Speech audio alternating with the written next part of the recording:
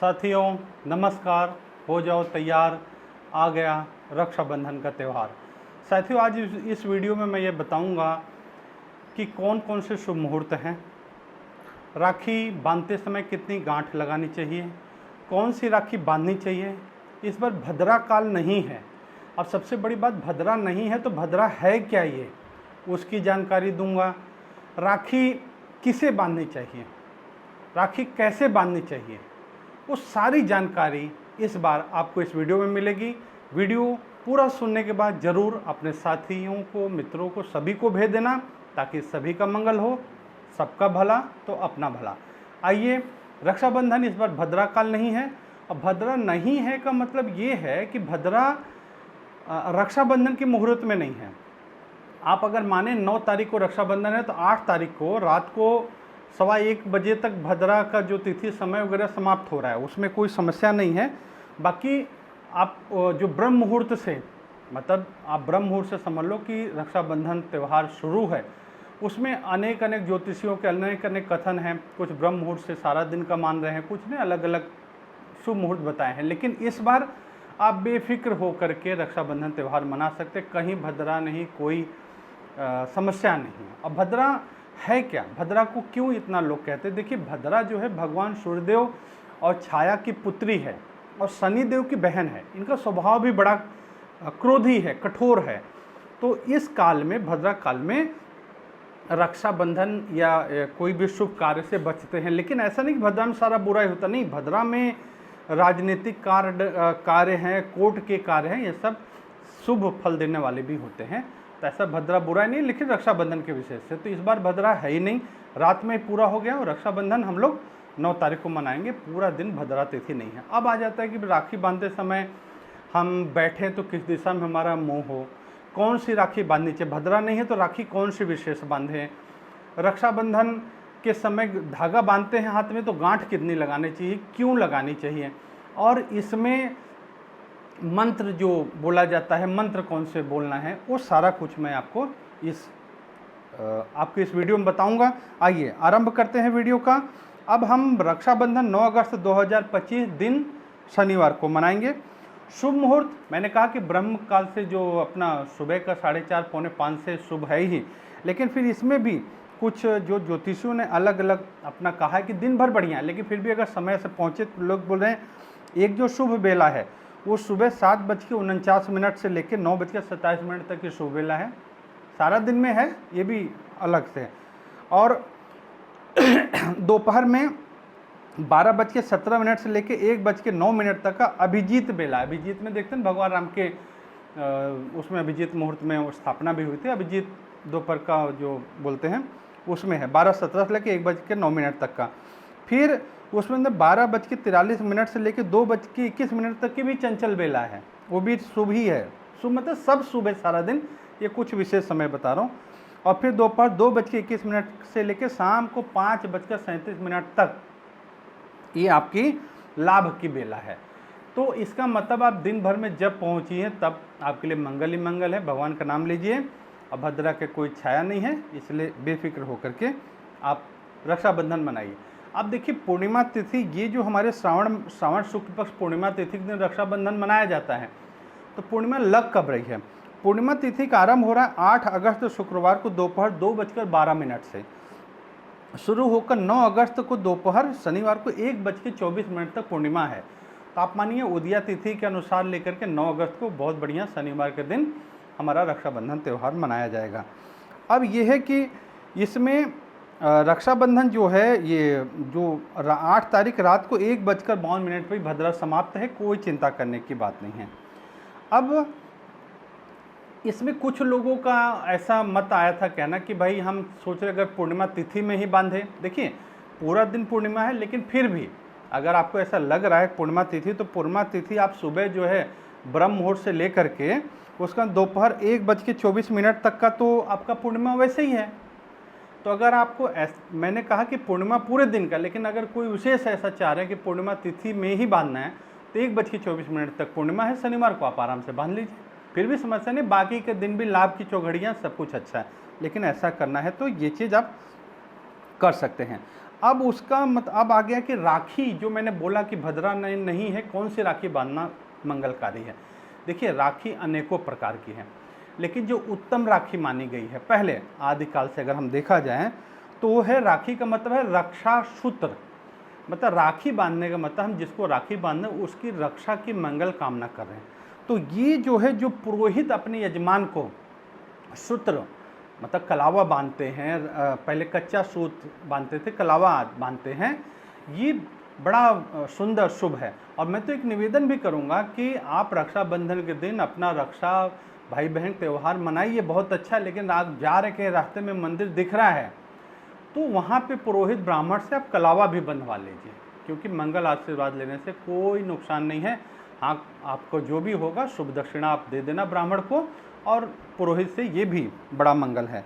और एक तो वो मंगल राखी होगी आपकी कलावा वाली जो थी। अब उसके बाद में आप देते हैं कि रेशम की धागे, जैसे आपने गीत भी सुना है, रेशम की धागे से मैंने प्यार बांधा है, ऐसा करके ना। क्यों? देखिए रेशम क्यों है, अब रेशम में आ जाते हैं। जैसे तुलसी का दल, तुलसी का पत्ता चाहे सूख जाए चाहे जो हो वह अशुद्ध नहीं होता, वैसे रेशम भी अशुद्ध नहीं माना गया है। तो रेशम की भी राखी आप बांध सकते हैं। और इसके साथ में एक चीज़ और बताऊं, रेशम की राखी के साथ में एक बहुत ही आप मतलब कहें तो वैदिक राखी का प्रचलन हो गया है, और है तो आदिकाल अनंत काल से वैदिक राखी है। आप चाहें तो देखिए, आपको मैं बोलूं कि राखी अनेकों प्रकार की, मैं आगे की भी बताऊंगा।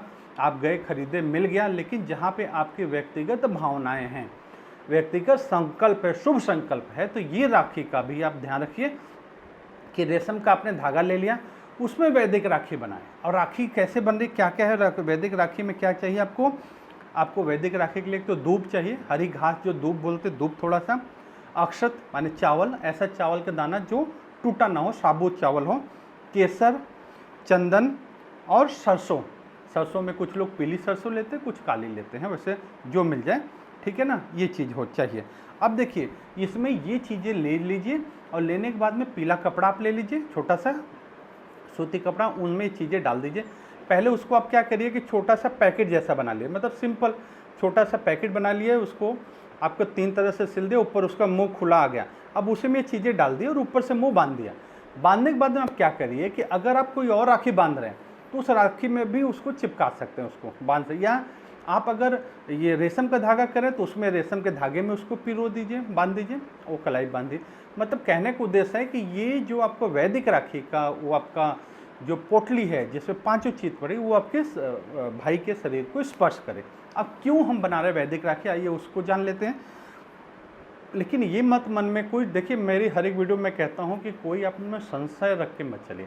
अगर आप वैदिक राखी नहीं बना रहे तो दूसरी राखी पहना रहे तो सोचो शुभ नहीं होगा, ऐसा कुछ नहीं, शुभ होगा, लेकिन अगर वैदिक बना ले तो और अति उत्तम है। आइए हम राखी तरफ चलते। दुर्वा भगवान गणेश का प्रतीक है और शुभता का प्रतीक है। भगवान गणेश कौन है? विघ्न हरता है।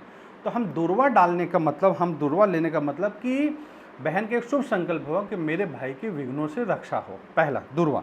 दूसरा अक्षत। अक्षत क्या है? ये अखंड श्रद्धा का प्रतीक है। अक्षत अखंड श्रद्धा का प्रतीक है।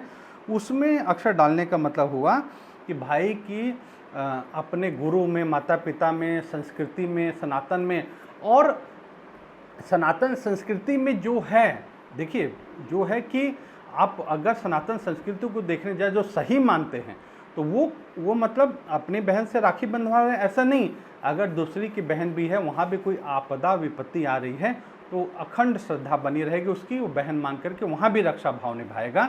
और जैसे आजकल आप जान रहे हैं समाज में ऐसे ऐसे विधर्मी लोग हो गए हैं जो किसी न किसी प्रकार से आप देख रहे हैं कि बहनों का वीडियो बना के, बहला के, फुसला के, तंत्र मंत्र यंत्र किसी तरह करके उन्हें बरगलाते हैं। तो ऐसा कहीं हो, हमारी कोई सनातन बहन है, कोई है जिसके साथ में ऐसा कुछ गलत हो रहा है, दिखता है, तो हम वहाँ पे मौन ना रखें। तो ये बहन का अक्षर डालने का मतलब है कि मैं अपने भाई की श्रद्धा अखंड रहे, मजबूत रहे, तो ऐसे दूसरे भी भाई को कभी ये भाई ना रहे और बहन के ऊपर आपदा विपत्ति आए तो दूसरा भाई भी अपना जो है अक्षत को मानकर मजबूत होकर अपना श्रद्धा अखंड रखे, सनातन संस्कृति की रक्षा को मान करके और बहन की रक्षा का तत्पर रहे, वो ये देख के मुँह ना मोड़ ले कि ये मेरी बहन नहीं है। और उसमें भी थोड़ी सी सावधानी की आवश्यकता होगी, वो आप समझना, उचित अनुसार कार्य करना। अक्षत का मैंने आपको बता दिया। अब आ जाए हम चंदन। देखिए चंदन क्या है, पहला तो विजय का प्रतीक है, तिलक लगाया जाता है, विजय, विजय का प्रतीक है। और दूसरा शीतलता है और तीसरा सुगंध है। देखिए अब एक चंदन लगाने का मतलब ये हुआ कि हमारे भाई की समस्त मंगल कार्य में विजय हो, पहला। दूसरा, उसके भाव में शीतलता बने, मस्तिष्क पर लगाने पर मतलब कि हर विपरीत परिस्थिति में भी उसमें शीतलता बनी रहे, उसमें उद्वेग ना हो, या उसमें उद्वेग में कोई ऐसा कार्य ना हो जाए जो उसके लिए अनुकूल ना हो। और तीसरा सुगंध, कि उसके कार्य की महक हमेशा संसार में फैलते रहे। ये तीनों चीज़ों का एक संकल्प हो गया बहन का, जिसमें उसने चंदन इस्तेमाल किया। अब उसके बाद में आ गया है आपका सरसों। देखिए सरसों का क्या उद्देश्य है। सरसों आपने अगर देखा होगा कि पहले समय में माताएं बहनें बच्चों का नज़र उतारने के लिए सरसों और लाल सूखी मिर्च ऐसा कुछ लेके उतारा करके अग्नि में डाल देती थी, और बड़ा उनका शुभ संकल्प होता था कि बच्चों को राहत भी हो जाती थी। आज भी लोग करते हैं। तो सरसों हुआ बुरी नज़र से बचाने के लिए, तो वो सरसों आप डालते हैं कि भाई की हर प्रकार की बुरी नज़र, मतलब कि हर प्रकार की विपदा से रक्षा हो। और केसर जो है, केसर है तेजस्विता, केसरिया रंग बोलते हैं ना, तो तेजस्विता, आप बोल सकते हैं क्या कहते हैं, ऊर्जावान। तो भाई ऊर्जावान बने, तेजस्वी बने, इसके लिए ये आपका केसर। तो आप छोटा सा, और देखिए राखी लेना आसान है, लेकिन आप उस राखी के साथ में अगर छोटी सी पोटली बना के इन चीज़ों को डाल के बना के और राखी उसमें लगा के फिर आप भाई को बांधेंगे, या वैदिक राखी मिल रही है, तो उसमें आपका भाव भी और संकल्प भी विशेष रूप से रहेगा। चाहे जितनी महंगी राखी हो, लेकिन आपका वैदिक राखी के आगे तो बहुत महंगी नहीं मानी जाए। फिर भी अनेक किस्म की राखियाँ हैं, जैसे मैंने बता दिया, रक्षा सूत्र हो गया, रेशम हो गया, वैदिक राखी बता दिया। फिर एक ऊन की भी राखी प्रचलन में आई है, ऊन की धागे से बनाते हैं। अब देखो ऊन की राखी का शास्त्रों में तो वर्णन नहीं है, लेकिन ऊन को भी शुद्ध माना गया, इसलिए पूजा पाठ में आप देख रहे हैं कि ऊन का कंबल बिछा करके लोग बैठते हैं। और ऊन को क्या है कि एक तरह से कुचालक माना गया है, कि मतलब ज़मीन से अर्थिंग नहीं लेता है और आपके शरीर की ऊर्जा शक्ति को संजो कर रखता है। तो ऊन की राखी भी प्रचलन में है। उसके बाद में एक अब आजकल अधिक आरंभ हो गई धातु की राखी, लोग चांदी की राखी, और कई जगह तो सोने की राखी का भी प्रचलन हो गया है।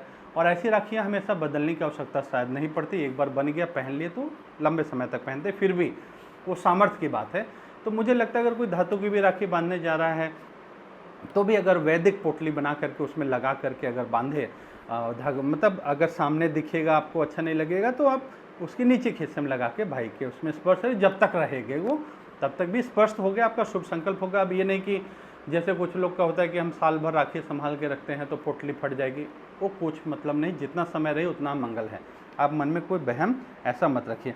अब आ गया अगला सवाल कि हम राखी तो बांध रहे हैं, राखी बांधते समय भाई के हाथ में कलाई में राखी बांधते समय बहन कितनी गांठ लगाएं। अब ये देखिए, अब यहाँ पे देखो जो शास्त्रों में वर्णित, अगर हम उसके हिसाब से चले तो 3 गांठ का विधान है। और 3 गांठ क्यों? 3 गांठ के बहुत सारे व्याख्याएं दिए, लेकिन मुख्य अगर देखा जाए तो जो हमारे त्रिदेव हैं, ब्रह्मा विष्णु महेश, मतलब आप बोल सकते हैं कि पालन, संहार और उत्पत्ति, जन्म देना, पालना और संहार करना, ये तीनों देवों की कृपा बनी रहे भाई पे, इस संकल्प से 3 गांठ बांधा जाता है। तो आप जैसे पहली गांठ बांध दी तो आपने विघ्नहर्ता अपना नारायण भगवान का नाम ले लिया, दूसरी बांध दी शंकर भगवान, तीसरी ब्रह्मदेव का नाम लेके गांठ बांध दी और प्रार्थना कर दे हे प्रभु मेरे भाई की रक्षा करना। देखिए किसका क्या विधान है, विधि है, वो अलग है, उसका कर्म प्रारब्ध जो है, लेकिन आप शुभ संकल्प करने से मत चूकिए। ये हो गया, ये 3 गांठ लगानी चाहिए। और उसके बाद में त्रिताप से कहते हैं रक्षा हो, भाव की रक्षा, बहुत सारे व्याख्या हैं, लेकिन जहाँ तक 3 गांठ का विधान बनाया गया है। अब आ गई एक चीज़ और कि थाली में, पूजा की थाली में हम क्या रखें, पूजा की थाली कैसे तैयार करें। देखिए मैं आपको जो बताने जा रहा हूँ, फिर मैं निवेदन कर रहा हूँ जो मैं कहने जा रहा हूँ अगर उसमें से कोई एक आध चीज़ नहीं है तो आपके लिए कोई संदेह मानना नहीं है, क्योंकि आज तक आप बिना इन चीज़ों के भी कर रहे थे तो रक्षाबंधन मना रहे थे ना। लेकिन अगर हो सकता है तो आप ये चीज़ थाली में तैयार कर लेना। आइए थाली में क्या क्या रखना पूजा की थाली में। एक तो आपको रोली और अक्षत होगा। रोली आपने जैसे भाई को तिलक लगाया, रोली को गीला करके लगाया, फिर उसमें चावल चिपका दिया, तो रोली और अक्षत हो गया, शुभता के लिए हो गया। ठीक है, अब उसके बाद में हल्दी भी रखना है आपको थाली में। थोड़ा सा फिर आप साफ हल्दी रखिए, थोड़ा सा हल्दी भी लगा दीजिए। और हल्दी तो आप जानते हैं शुभता समृद्धि मंगल के लिए हल्दी है। उसके बाद में एक नारियल भी रखिए थाली में। आपको ये नहीं कि हर भाई के लिए एक नारियल थाली में रख लीजिए, छोटा सा नारियल भी मिल जाएगा, वो आप रख लीजिए। नारियल क्या समृद्धि का संकेत है, नारियल समृद्धि का संकेत है। और उसके बाद में राखी आपके पास में होगी, दीपक होगा आरती के लिए। आरती मतलब कि अंधकार, भाई के जीवन जो भी अंधकार वो दूर हो और ये दीपक का प्रकाश वहाँ मंगलमय हो। और अगर भाई दीपक, और एक कारण देखिए, शुभ संकल्प में इसलिए आपको विशेष निवेदन इसलिए मैंने किया कि आप ये वीडियो ज़्यादा से ज़्यादा लोगों को भेज देना। अगर आप रक्षाबंधन मनाने जा रहे हो, भाई किसी परिस्थिति से परेशान है, स्वास्थ्य से परेशान है, कोई और परिस्थिति से परेशान है, तो आप दीपक से आरती करें, तो ऐसा संकल्प करें कि हे प्रभु, मेरे भाई के जीवन में जो भी अंधकार है, ये दीपक का जो मेरा रक्षाबंधन की पूर्णिमा के दिवस का जो दीपक का प्रकाश है, प्रकाश मेरे भाई को उस अंधकार को दूर करे और मेरे भाई को इस प्रकाश में, इस अंधकार से निकलने का मार्ग मिले। ऐसा शुभ संकल्प आपको करना है। तो ये हो गया आपका। और उसके बाद में क्या हो गया कि थोड़ा सा फूल रखना। फूल पूजा के लिए वो पुष्प आप रखेंगे, जैसे आजकल गेंदा वगैरह मिल रहा है, थोड़ा सा लेके भाई के शीश पे आपने रख दिया, फूल रख दिया। और उसके बाद में मुँह मीठा करने के लिए मिठाई, ये आपका थाली सजाने के लिए हो गया। और ये आपका हो गया। और उसके बाद में मंत्र देखो, रक्षाबंधन का एन बद्धो बलि राजा दानवेंद्र महाबला तेन तोम रक्ष बंधनामी रक्षे माँ चला, ये मंत्र है। अब ये मंत्र है, और ये मंत्र किसी को नहीं आता तो आप ऑडियो भी चला सकते हैं। और अगर वो कहे वो भी नहीं तो ओम नमो नारायण भगवान का नाम ले लीजिए और मंगल राखी बने। लेकिन एन बद्धो बलि राजा मंत्र अगर याद कर ले तो अच्छा है, नहीं तो ऑडियो चला लेना। और छोटा सा मंत्र है, अच्छा है। और उसमें, और उसके बाद में अब ये अगर देखा जाए रक्षाबंधन का, तो आप जानते हैं कि रक्षाबंधन पहले किसने शुरुआत की, पहले किताबों में बच्चों को लिखवा दिया कि कर्णवती ने हुमायूं को राखी बांध दी रक्षा। अरे नहीं भाई, ये सिर्फ आप मानो कि सनातनी को बहकाने का वो था। सबसे पहले आप ये मानिए, अगर पहले चलें तो आप देखिए कि जब कहते कि भगवान कृष्ण को उंगली में चोट लग गई थी, तो द्रौपदी ने अपने साड़ी का जो हाथ में चोट लगी तो पल्लू फाड़ करके बांध दिया था, रक्षा बांधा था। ऐसे बहुत हमारे उसमें शास्त्रों में है। यहाँ तक कि राजा बलि कि उसमें आप देखिए तो माँ लक्ष्मी गई हैं, जब भगवान को उन्होंने मांग लिया 3 पग जमीन के उसमें, और भगवान वहाँ पे पाताल चले गए, माँ लक्ष्मी अकेले हो गई। फिर उसके बाद में उन्होंने बलि को राखी बांधी है, रक्षा सूत्र बांधा है। वो देखियो सतयुग की बात है, वहाँ पे उन्होंने मांग लिया कि मेरे पति को आप अपने वचन से मुक्त करो। तो ऐसा नहीं है कि आज जो किताबों में एक पहले जो किताबों में इस तरफ शुरुआत में कि कर्णावती ने हुमायूं को राखी भेजी और हुमायूं ने आके रक्षा की। भाई ये सिर्फ हम कहें सनातनियों को बरगलाने का, बहकाने का एक साधन रहा है कि हमारी सनातन संस्कृति को न बताना और उलझाए रखना। इसलिए मैं हमेशा निवेदन करता हूँ कि सत्य सनातन की तरफ रहिए, सनातन को जानने का प्रयास करिए। धर्म जीवन चैनल सब्सक्राइब नहीं किया है तो अवश्य करिए, वीडियो अवश्य सबको भेजिए। रक्षाबंधन की सभी को खूब खूब हार्दिक शुभकामना, और त्रिदेव समस्त विश्व का कल्याण करेंगे, सभी भाई बहनों का मंगल होगा। ऐसी मंगल कामना सभी के लिए। हरिओम हरिओम।